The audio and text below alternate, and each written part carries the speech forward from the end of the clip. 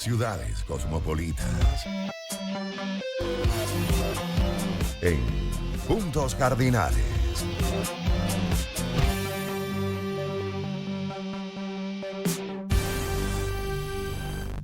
Cuatro 49 minutos de la tarde y hoy vamos a hablar de Bruselas. Bélgica parece ser un país con perfil bajo, sin embargo su capital es la segunda ciudad más cosmopolita de Europa en términos migratorios y multiculturales.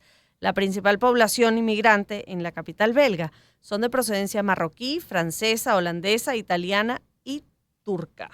Y además de ser considerada una de las capitales culturales de Europa, Bruselas es un referente a nivel mundial. La Grand Place es un claro ejemplo de esto último, pues su riqueza ornamental fue incluida en la lista de los Patrimonios de la Humanidad de la UNESCO en el año 1998. Bueno, pues la historia está en prácticamente cada calle de esta ciudad, en la que además la diversidad es muy notoria. Por eso hemos invitado para hablarnos de Bruselas a Luis Javier Grisanti. Él fue embajador de Venezuela en la Unión Europea, Bélgica y Luxemburgo entre 1996 y el año 2012. Es profesor de posgrado en Geopolítica Petrolera y Mercado Internacional de Hidrocarburos. Además es miembro del Consejo Directivo del IESA para hablar justamente de esta ciudad y por qué se considera una de las más cosmopolitas de Europa. Bienvenido, un gusto conversar con usted. Muchísimas gracias por esta invitación de nuevo a vuestro programa y un saludo a los distinguidos oyentes. Bueno, la historia de Bruselas se remonta básicamente hacia el siglo X, cuando viene su fundación por el emperador Otto I, y desde entonces ha servido desde el punto de vista geográfico como una especie de crisol de interacción entre todos los estados nórdicos de Europa, y ha tenido pues periodos de esplendor porque tuvo bajo varios jefes de estado, reyes, condes, y que utilizaron a la ciudad y la embellecieron constantemente. Fue parte del Imperio Español entre 1515 y 1706, del Imperio Austríaco en 1713 y 1795, fue parte de la República Francesa entre 1795, después del Reino de los Países Bajos, después del derrocamiento de la caída de Napoleón, y entre el 830 y la actualidad tuvo su independencia, y el primer rey fue Leopoldo I, de una familia alemana, Sajonia, Coburgo y Gotha. Todos crecientemente a lo largo de los siglos han tenido una influencia determinante en su arquitectura, la cultura. En la Edad Media tuvo grandes pintores como Van der Weyden, quien... Ahora, embajador Grisanti, pero además Bruselas se ha convertido en una suerte de capital de la política europea. La capital de Europa. Prácticamente, ¿no? Porque ahí hay una cantidad de organismos internacionales que tienen que ver con la Unión Europea. Y eso ha pasado en el proceso de integración europea, a partir de más o menos 1957, primero la Comunidad Económica, después la Unión Europea. ¿Por qué Bruselas ha tenido ese protagonismo en Europa? Bueno, principalmente por lo que ha representado Bélgica, históricamente. Bélgica está en el medio entre tres grandes potencias que se disputaron la hegemonía de Europa, con consecuencias en diversas guerras y confrontaciones a lo largo del siglo. Al este tienen a Alemania, al oeste tienen a Francia, y al norte tienen a Holanda y a Inglaterra. Entonces, siempre desde ese punto de vista, precisamente, y la ubicación geográfica propiamente dicha. Es como un cruce de caminos. Bruselas está a 2 horas y media de París, a 2 horas de Ámsterdam, a 2 horas de Bonn, en Alemania, a 6 horas de Ginebra. Pero sobre todo yo creo que lo que le da la significación es en buena medida lo cultural igualmente. Ha tenido grandes pintores a lo largo, a partir de en la pintura desde la desde la Edad Media a Roger van der Weyden, a los grandes pintores flamencos, a Pierre Bruegel, uno de los grandes pintores. Todas las pinturas de Bruegel en el siglo XVI, en el Renacimiento europeo, tienen que ver con espacios que están en Brabant, que es la zona circundante a Bélgica. Toda esa es hermosísima. Y además hay una cosa muy importante. Es el país donde nace Tintín. Pero imagínate, es uno de los cómics más importantes de la historia, ¿no? Hergé, su autor, es belga. Incluso hay una estatua de Tintín en Bruselas. Pero, embajador, ¿qué hace todo esto que nos acaba de describir, de ser esa especie de cruce de caminos? ¿Qué impronta deja eso en el belga? ¿Cómo es el belga? Bueno, Bélgica es un país complejo.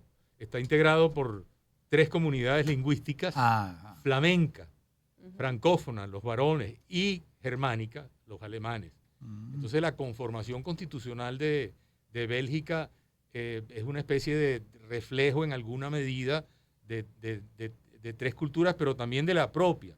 Porque, bueno, repito, tienen una tradición extraordinaria de los pintores.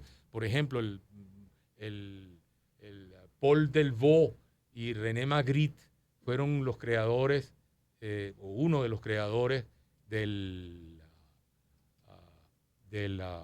surrealismo. Previamente, bueno, de Bélgica son 3 grandes pintores de la época en el siglo XVII, que fueron Pierre-Paul Rubens. Sí, también, claro. Fueron también Van Dyck, igualmente, Antoine Van Dyck. Fue también Jacobo Jordaens. En Gante, que queda solo media hora de Bruselas.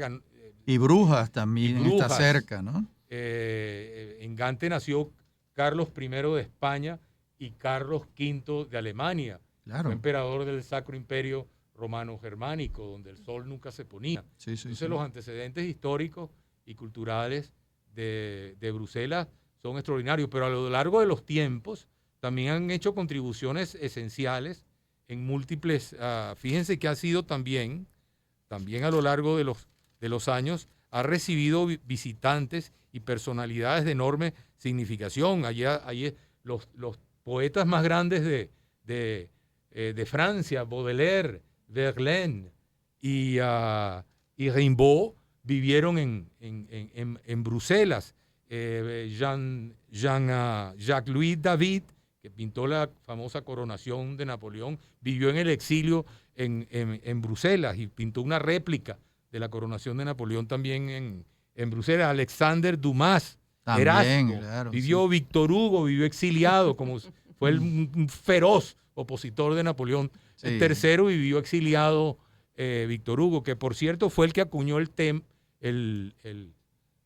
nombre el que primero utilizó en 1851 el nombre de Estados Unidos de Europa para referirse precisamente a la necesidad que había de que Europa formara una comunidad económica.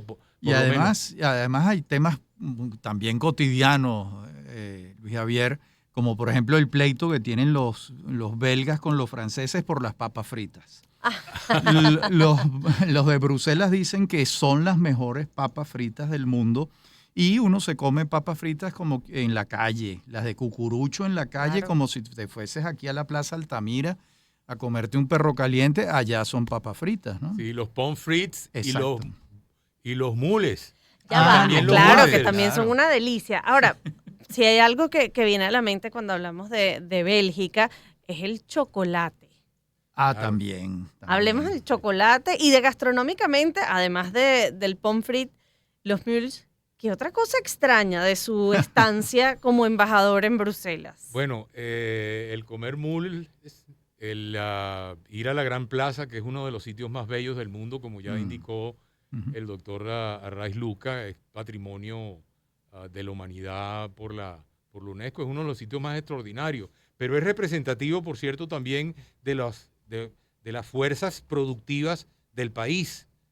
Las casas que están alrededor de la Gran Plaza, donde una de ellas, por cierto, fue donde vivió precisamente Víctor Hugo, y son los gremios, el gremio de los zapateros, el gremio de los carniceros, el gremio de los textileros, etcétera, que tuvieron enormes... Claro, que son gremios medievales, Sí, prácticamente, porque es una ciudad que tiene 1000 años, ¿no? También, sí.